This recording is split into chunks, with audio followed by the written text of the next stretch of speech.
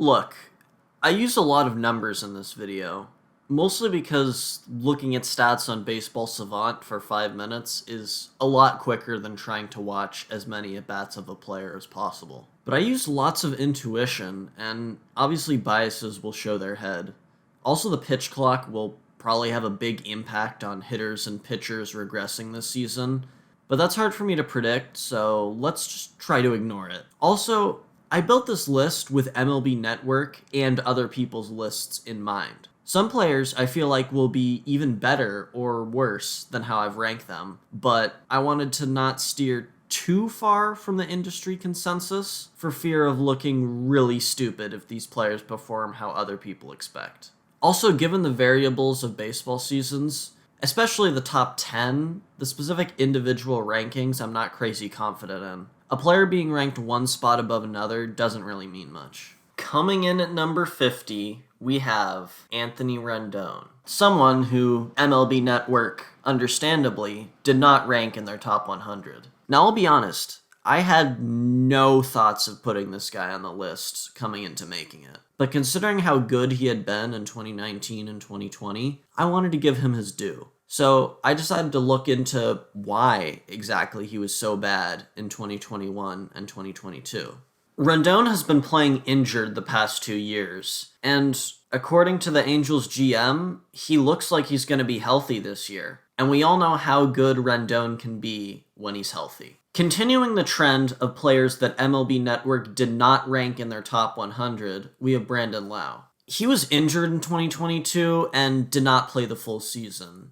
And we all know how good he has been when he's been healthy. If Lowe was a star player, I think everyone would still have him in their top 50. To drop him out of the top 100 after one bad injured year is ridiculous, I think. I was surprised to learn that Michael Harris was not ranked inside MLB Network's top 50. He's a fast center fielder with great speed and defense, which I really like. The only problem is I'm always concerned that rookie hitters will regress in the coming years due to pitchers exploiting their weaknesses. However, as for now, Michael Harris absolutely deserves a spot on the top 50. Coming up next is George Springer, someone who is a good hitter, and he gets appearances in center where he is an average to good defender. Springer would be even higher on the list, but he's getting older, there are some concerns of injuries, and he's slated to get more DH appearances, and will play right field instead of center field because of Kevin Kiermaier. Jeff McNeil just hits. He was pretty bad in 2021, but apart from that, he's been consistently great his whole career. And he's actually a pretty good defender at second base and an average base runner. Put those three together, you easily get a top 50 player. I'm genuinely baffled as to why everyone is so high on Pete Alonso this year.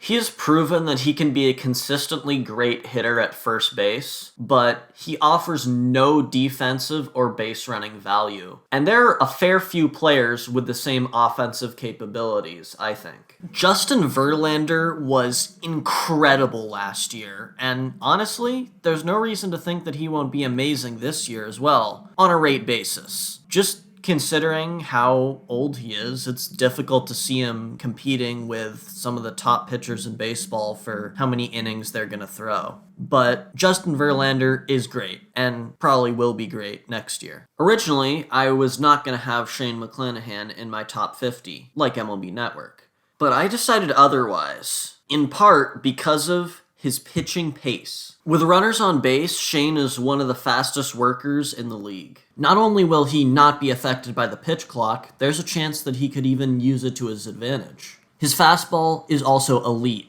There aren't many lefties who can throw as hard as he does, and considering how young he is, if he can maybe develop a new pitch, gain some more control, or just mature and become smarter, he could be seriously great. For some reason, MLB Network has Shane Bieber ranked at 76. I remember looking at some best pitchers lists that had him in the 20s.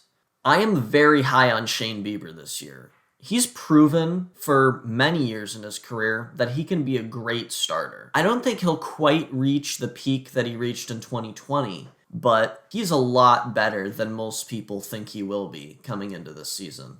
Aaron Nola is another starting pitcher without the 100-mile-per-hour fastballs or the crazy stuff that we expect from pitchers in the modern game. And MLB Network ranked him in the 70s. At least I have Foolish Baseball's support on this one. And come on, guys, he's really good. His strikeout rate and walk rate is amazing. And his command, at least based on the zone rate and edge rate stats, are really good as well.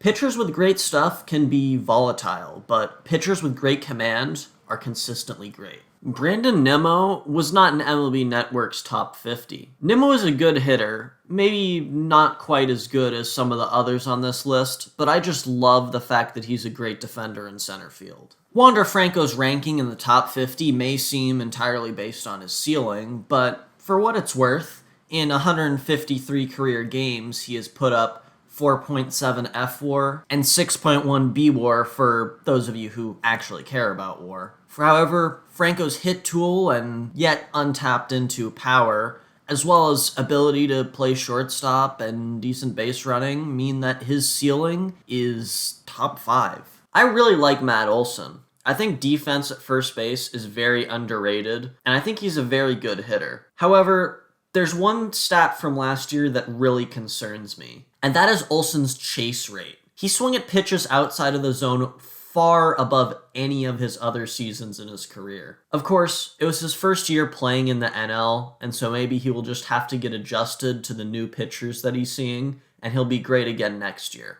I do think he'll be quite good next year, but I would expect slight regression from how he was in Oakland. As someone who watched him last year, Carlos Rodon is great. He doesn't have the best control, but his fastball is hard to hit and he competes. Because of his control, he doesn't quite have the ability to go as deep into games as, say, someone like Sandy Alcantara, but he definitely has the stamina to. The only problem is Rodon is not going to be healthy on opening day. I'm kind of having trouble finding a clear, reputable answer for when he's going to come back. So that's why I have him ranked where he is. He could be much higher, but I'm unsure how much time he's going to miss and how healthy he's going to be when he does come back. Byron Buxton. MLB Network had him ranked at 48, and I can't say I blame them. He hasn't played a full season in, well, basically forever. But if you combine his 2021 and 2022, he had 153 games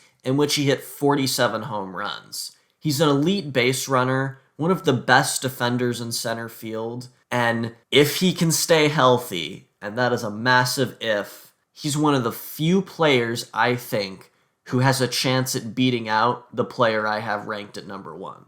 I hate this guy. Will Smith is just a great hitter. He doesn't really strike out and hits the ball to all fields. He's going to hit as well as any catcher in baseball. The question mark is his defense. Depending on what you look at, his framing has been average to above average the past few years. I don't know how good of a defender Will Smith will be next year, but if he's a great defender, there's some serious upside. With the historic seasons by Judge and Ohtani last year, Jose Altuve got kind of overshadowed a bit, but if it weren't for them, I think he certainly could have had a case for MVP. Altuve has always been an amazing hitter and an average to good defender at second base, and a good base runner. If we're going purely based on how good he was last year, he should surely be higher up the list, but I think he was pitched a bit easier last year than you can expect for most players. While he was thrown pitches in the zone at a rate well below league average, he was thrown fastballs right down the middle at a rate above league average. Originally, I was going to have Jose Altuve somewhere around the 23 mark where MLB Network has him, but he's injured and will likely miss anywhere from 2 to 3 months. This is why his ranking is as low as it is. I was considering not even putting Bryce Harper on the list, given that he was supposed to miss about half of the season. But now, apparently, he's looking a lot better and might only miss a month or so. Of course, that being said, there's only so much value a corner outfielder DH type can provide without a full season, which is why he's ranked much lower than MLB Network has him ranked. Xander Bogaerts is a player who goes out there and every year gives you pretty much the same numbers. Now, last year, According to outs above average, he was actually a much better defender at shortstop than he has been throughout his career. I think that's probably a fluke, but it's entirely possible that he could become an average to above average defender in the future. My main cause for concern is that he's moving from the AL to the NL. Often when players who have played with one team for their entire career join an entirely different league, they might hit a little bit worse, and it would make sense why, given that they're seeing entirely new pitchers and they have to get used to playing in an entirely new stadium in a new place and getting new routines. MLB Network is very high on Vladimir Guerrero Jr. after a down year last year. But I would argue that his 2022 was more of a return to form than a down year. Of course, we all know the difference between his amazing 2021 and the rest of his career. When he elevates the ball, he's one of the best hitters in baseball, but he usually hits too many ground balls. I can understand being very confident about him coming into next year, but elevating the ball is easier said than done. And I don't have much reason to expect that Guerrero will return to his 2021 form. Why is Adley Rutschman ranked at number 30? Because catching is hard, and Adley Rutschman is really good at it. Baseball Savant and Baseball Prospectus had Rutschman as the 11th and 7th best framer in baseball last year, respectively. Rutschman has great pop time and blocking, and maybe most importantly, as far as I can tell, pitchers really like to throw to him. Rutschman was also a great hitter last year. He didn't chase and didn't really strike out. The only problem is that last year he wasn't throwing many pitches in the zone.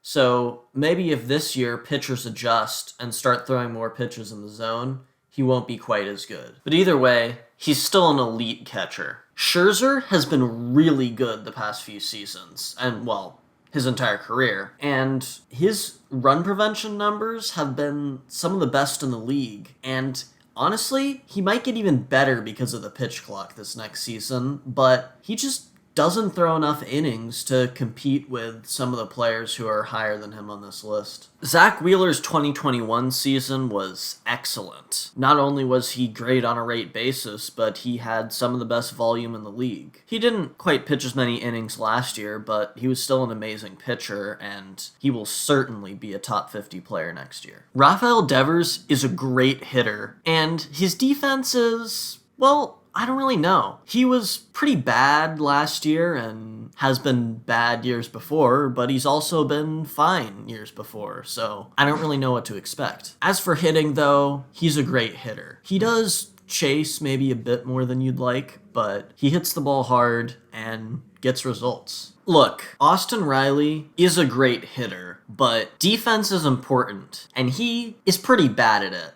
This isn't just one freak season with very low OOA. He has consistently been well below average, according to that metric. He doesn't have much to offer as a base runner either, so while he is a great hitter, I think there are a fair few players with more value than him. While Corey Seager is definitely going to be hurt by playing in a pitcher's park, he is also definitely going to benefit from the shift ban and is a great hitter. And honestly, he's not that bad of a defender. He has been in his career, but last year he was great. So there is a big question mark with how much value his defense will provide at shortstop next year. And as for his hitting, I think he'll be good, but he just can't quite reach the heights that he reached with the Dodgers in Texas, I don't think. But with the shift ban, he'll definitely be a great hitter. Alex Bregman is a great hitter. One of the only in Major League Baseball capable of walking more than he strikes out. The problem is that his power numbers that he put up in 2019, I just don't think are reachable without juice baseballs. He does have good defense at third base and at least average base running, but he just isn't quite going to be able to hit well enough to compete with some of the top players on this list. Look, I'm really high on Julio Rodriguez, but MLB Network ranked him at 16. He's a ridiculously talented freak athlete rookie who hit the ball very hard, played great defense in center field, and stole bases. There's pretty much nothing not to like. However, I have a few concerns. For one, while he is certainly very fast and has a good arm, defensive metrics aren't always extremely reliable season to season. So while he was absolutely elite last year, according to outs above average, there's a chance he could just be good next year. Also, considering he struck out at a rate higher than league average and walked at a rate lower than league average, there's always the concern that a rookie hitter will regress as pitchers learn to pitch to him. Of course, there's the possibility that as he matures, he'll become an even better hitter. That's why he's so high on the list. But I am a bit more cautious on Julio Rodriguez than most people. One thing that's interesting about JT Realmuto's offensive breakout last year is that he was pitched really well. He was throwing pitches in the zone at a rate well above league average, but the amount of pitches he saw down the middle of the plate that were easy to hit was the same as league average. I don't think you can expect him to be quite as good offensively as he was last year, but he's just an overall freak athlete and amazing catcher. Garrett Cole wasn't bad last year, but he was compared to pretty much every other pitcher on this list. For that reason, many people have bumped him down from where they've had him in previous years, but I think Cole will bounce back. Of course, there is the narrative about his ability to pitch since the sticky stuff ban, but Cole is still a great pitcher, and even if he never reaches the heights that he did in 2019, he'll still be an amazing pitcher. Francisco Lindor at 20, to put it simply, shortstop defense is very valuable. Apart from a certain third baseman who may appear later on this list, Lindor is one of the only MLB players who has been able to be consistently elite at defense for many seasons in a row. Lindor is also a good base runner, and he's an above average hitter. Lindor isn't quite the hitter that many other players on this list are, but playing shortstop at the level that he does provides a value that not many players can. All signs should point to being optimistic on Kyle Tucker for the next season. Last year he had a down year, but he was pitched really well, still hit the ball hard, and had to deal with the shift while pulling the ball a lot. I'm honestly confused as to why MLB Network has him ranked at 30. He was probably a bit better than the 30th best player last year, and considering his track record, age, and the shift ban, he should get even better this year. I actually pretty much agree with MLB Network's placement of Carlos Correa, which should seem strange, considering Correa has the reputation of being one of the best defenders at shortstop and one of the best hitters. That could very well place him in the top 10 conversation. However, I have concerns about his defense. Correa has an amazing arm, but there are plenty of times where he's made plays and has thrown the ball into the dirt. And with Yuli Gurriel in Houston, he had a great first baseman to pick his throws that went into the dirt. With the Twins, he has no such first baseman, and last year all his defensive metrics declined. This could of course be a fluke, but it does raise some concern. Fernando Tatis Jr. will miss the first 20 games of the 2023 season because of his suspension. But Tatis has been ranked in the top 10, in the top 5. He's been ranked extremely highly in the past, and apart from the year off, I don't see much reason as to why he would regress from that. Aside from the fact that, barring an injury to a San Diego infielder, he will likely be playing right field instead of shortstop. I think coming into this year, Trey Turner is one of the hardest players to rank. Not only will he be moving to a new ballpark and new division, he was also not himself offensively last year, but has been very good in his previous years. There's also concern given that speed is such a part of his game and he will be another year older. Despite all this, I have confidence in Trey Turner's first year in Philadelphia, though maybe not as much in all his contract years. Paul Goldschmidt just had a fantastic season, but I think that's about the best we can expect from him next year. Of course, he's going to be a year older, and like I said, I think we just saw his peak. He's an above-average defender and great hitter at first base, but I don't think he's necessarily a top 10 player. Corbin Burnes is one of the best pitchers in baseball. That goes without saying. And Even though his ERA was not nearly as low as in his Cy Young season in 2021, Burns was really good last year. He has the ability to pitch deeper into games and get 200 innings, but when he doesn't, his run prevention is unmatched. Regardless of what version of Burns we see this year, he's going to be seriously great. I don't think anyone needs to tell you that Sandy Alcantara was amazing last year, but he had good control. He threw pitches in the strike zone at a rate well above league average, but threw pitches down the middle at a rate the same as league average. Of course, I don't think anyone can expect him to repeat quite how good he was last year, but he is an ace pitcher with amazing stuff, great volume, and great control. There's pretty much nothing not to like about Sandy Alcantara. Last year, Manny Machado was an MVP finalist. He was the 6th best hitter in baseball and was an amazing defender at third base. Some people have him ranked insanely high, even within the top 5. I think that Machado deserves credit for his amazing season, but if you remember what he's been throughout his career, I don't think it makes sense to expect another MVP type season next year. Despite that, Machado is seriously great at baseball. Jacob deGrom, the epitome of the phrase, if he can stay healthy. In Texas, I think it isn't too controversial to say that Jacob deGrom has a serious chance to set a pitching record this year. The problem is, it's unlikely that he will play the full season. I'm only ranking Jacob deGrom this high because I think there's a chance that he goes out and competes with my number 1 player for MVP. Of course, there's also the chance that he won't, but even 15 starts from Jacob deGrom could compete with a full season from most players. Really, MLB Network? Ronald Acuna at 25? Look, if you guys didn't know, Acuna was mostly playing injured last year. He was not Acuna-like. He was not a top 10 player, but we all know how good he can be when healthy. And aside from concern based on injury history or how much sliding and diving speedy outfielders like him do,